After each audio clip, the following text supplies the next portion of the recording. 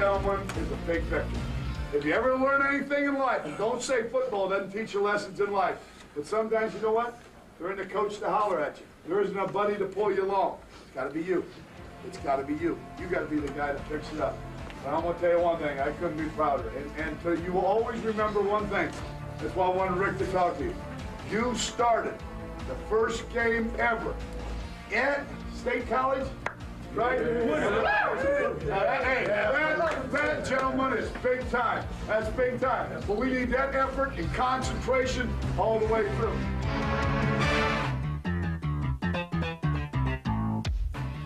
Hello, everybody. Welcome to Michigan Replay. Off the top of the show, you saw in our tease the victorious Michigan locker room at State College, Pennsylvania, after Michigan gets the 21-13 win over Penn State. And Mo, what a difference a week makes, huh? No question about that, Jim. We're very happy and very pleased. We know we got a lot of work to do yet, but it was an exciting locker room. Kind of vindication, kind of getting your respect back, the victory over Penn State, wasn't it? No question about it. And I think one of the things, you know, you have a terrible defeat the week before, and it was exciting to know you were going to play Penn State rather than just another team where everybody said, well, you're supposed to win. You know, you can get that back in a hurry, but the respect we want is for ourselves. And so we have some confidence and pride, and I think that's the team that is growing, and in many respects a very young team, but I'm awfully proud of them. Very proud indeed. A Michigan Replay exclusive as we saw Coach Muller and the Wolverines in the locker room at State College. Don't go away. We'll be back to take a look at the exciting highlights. But first, let's talk to one of the heroes of the game in the locker room. It was so important. I mean, you know, we've now 2 games. We had lost 2 games in the early part of the season. And this game here that determines, how much we can come together and the attitude and pull together. You know, knowing that we down, favored, they to win. You know what I'm saying? We come in, have a great attitude, play with pride and poise, and come in and win the game.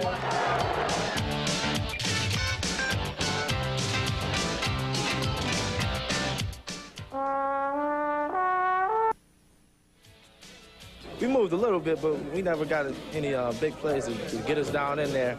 And, we needed a big play to lift us up, and I think that punt return did it.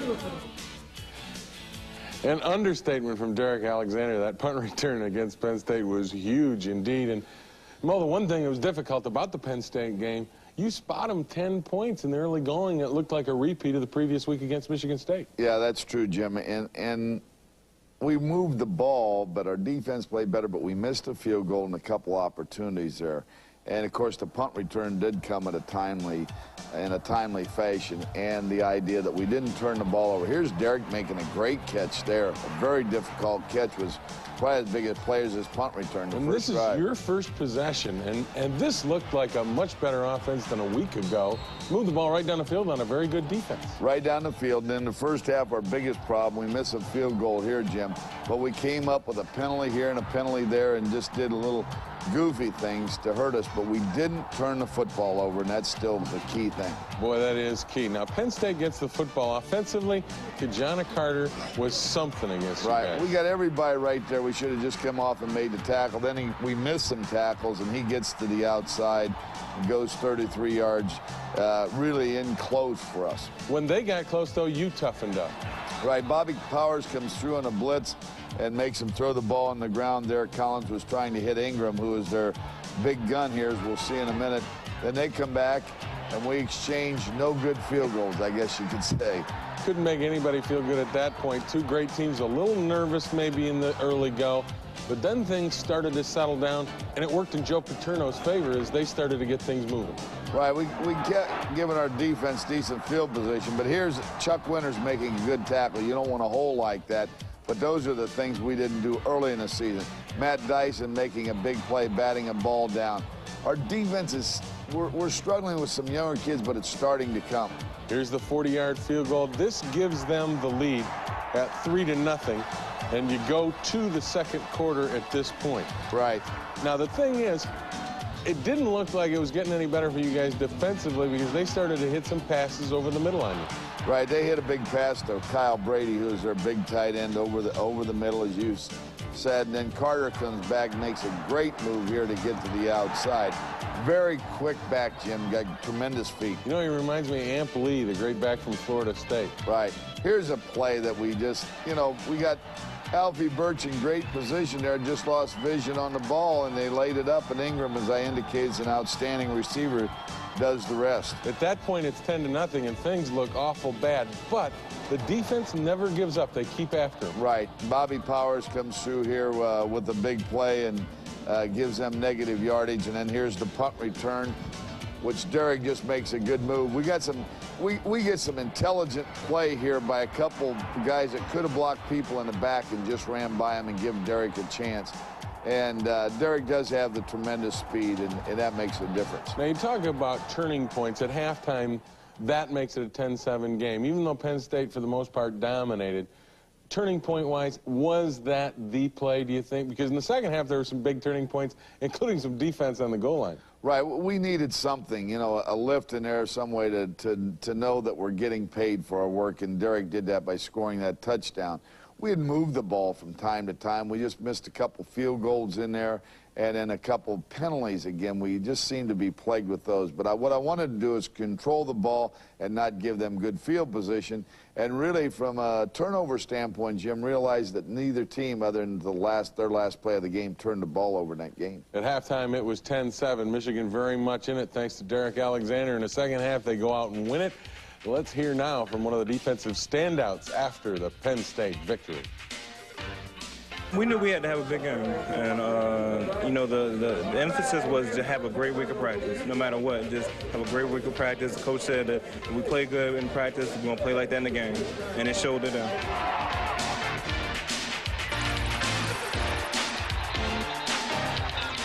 I want a car that feels like a... Guys just realized, you know, that this was a big game. If we lost this one, we weren't going anywhere. And I think it really started on that goal line stand where we got good penetration up front and the linebackers stepped up and hitting. And I think right there the defense really came together. Jason Horn talking about the great goal line stand. You'll see that in a minute. But first, opening up the second half, Michigan trailing 10-7.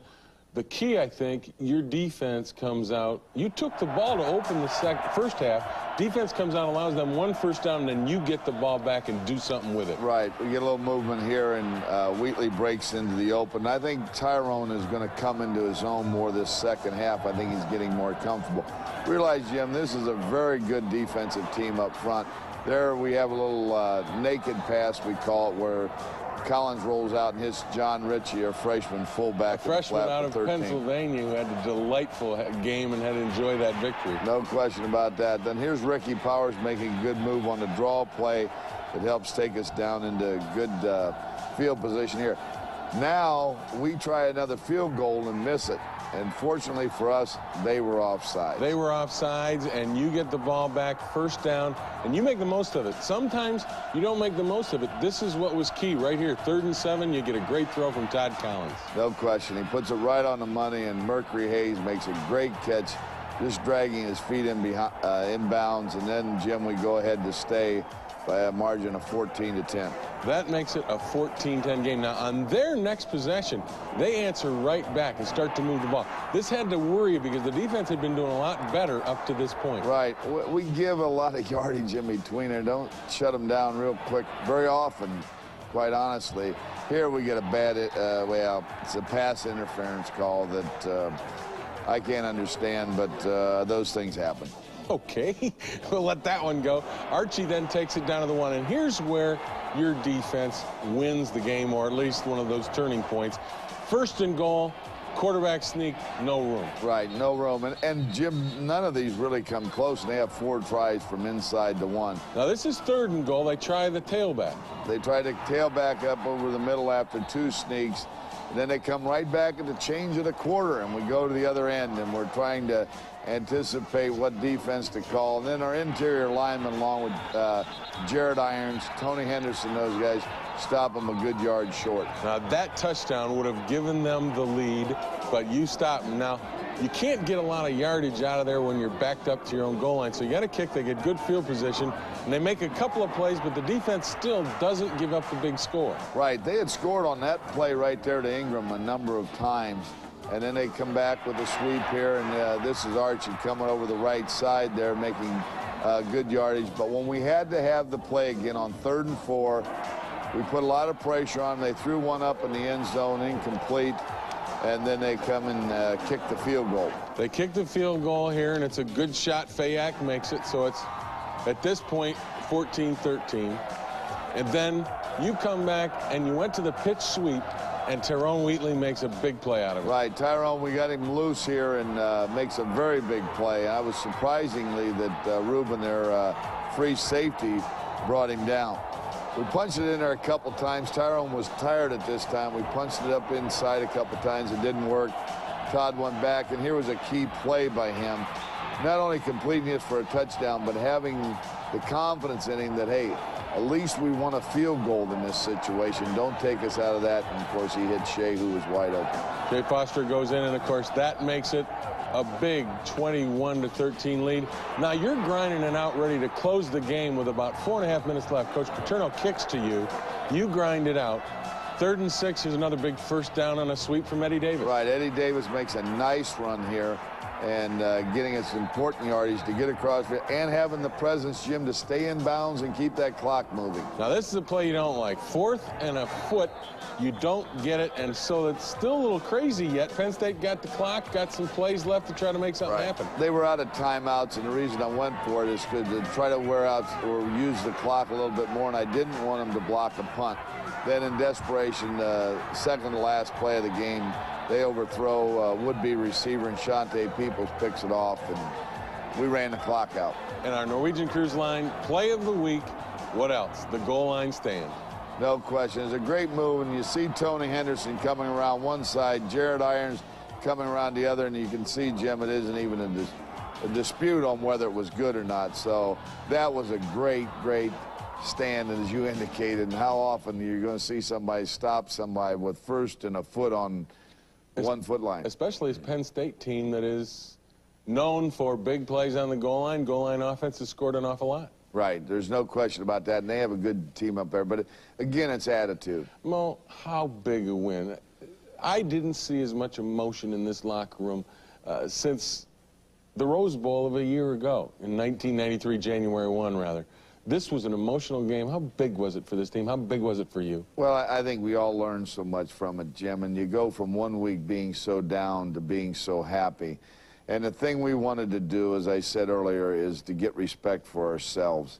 And, you know, we talked, you know, this is one of those games, the first one ever played between 2 great schools, and we wanted to set the tone for future Michigan football players to tell them how to play the game. And I think, Jim, the difference, we played with greater emotion, and we were freer today. Before, we've been so tied down with assignments, worried about mistakes. I think we just went out and played, and that's what the thing I wanted to get across to. If we make some mistakes, we'll cover up for them. Maybe that was the answer. Don't go away. Gary Moeller and I will return. We'll talk a little bit more about Michigan versus Penn State and that great victory. But first, to the locker room again, we hear from Joe Marinaro, one of the big guys up front. I've been thinking about this game for 3 years. I almost came to school here, as a matter of fact, and I've been thinking about this game for 3 years now, and it's just a great feeling, an outstanding feeling.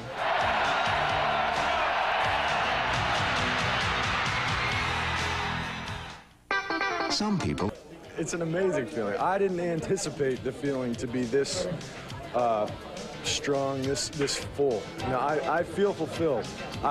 People, you know, I'd walk out of the locker room before the game, people would be going, John, you should have stayed home. Richie, why'd you go to Michigan? You know, we're going to beat you anyway, all this stuff. And, you know, this just proves them wrong. You know, I'm in the right place. And I knew it all along, but if people question that, they can come and see this game, and they'll know that I'm in the right place. Michigan's the place to be. If you don't understand what college football is all about and the joy of young men, John Ritchie, who is a native of Mechanicsburg, Pennsylvania, playing well against Penn State, and you saw his reaction after the game, that's collegiate football at its best, isn't it? No question, Jim. And as you can imagine, a guy who was close there goes away to school, then he has to go back there as a freshman to play. Everybody questioning what he did, but he's going to be a good football player for us. Let's go back and talk a little bit about Penn State. One of the things you mentioned before we went to the break, you said, we went out and played a little more aggressively. We weren't as tentative. Did you make a conscious effort after the real depression and frustration of the loss at Michigan State to take out some of the package so that your young team, your admittedly young team, wouldn't have so much to think about and could turn it loose? Well, we've done that the last couple of weeks, and we're growing at those positions. And I know I keep saying that, but, you know, I looked out there at the end, and you thought back to July, and I looked out there at the end, and our 6th and 7th inside linebacker was playing in that game. Your 6th and 7th in July, where you had them scheduled in Exactly. 6th or 7th, and they're in the game, right, with the game on the line against better, Penn State? Jim. That's the key. They're getting better, and that's the thing. That's why I keep saying we're going to grow. But you know how important linebackers are. Then to think you make a goal line stands like that. And the sad part, Bobby Powers will have to remain in State College in the hospital because of a bruised spleen, so I doubt that he'll play maybe the rest of the year. That's a difficult loss, and obviously you don't need to lose linebackers. The other thing, Mo, talk about pride and character. You said last week after Michigan State, we're going to find out what kind of team we've got, what kind of character these kids have. I think they came through and showed. Oh, I don't think there's any question about that now, Jim. But the key now is, can you maintain it? Because we're going to see some good football teams coming up, and we made a big step in the right direction. We're halfway through the season. Now can we maintain it? And it's something that sometimes is hard to maintain over 5 weeks, particularly when you aren't truly a veteran team. Well, we're going to find out in a hurry. Michigan will, too, because the Fighting Illini come in next week for homecoming. Don't go away. We'll be back. We'll scout the Illini when Michigan replays. Hey, that, gentlemen, is big time. That's big time. But we need that effort and concentration all the way through.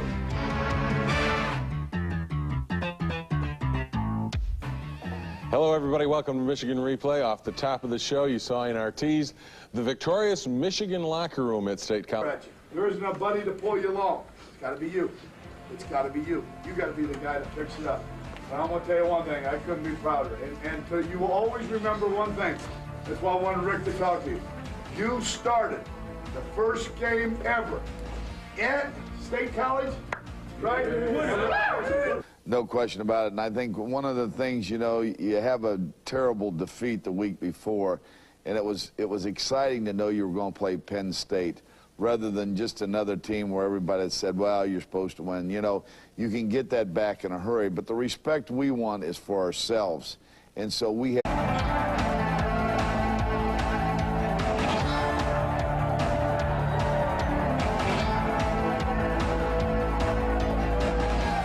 But this, gentlemen, is a big victory.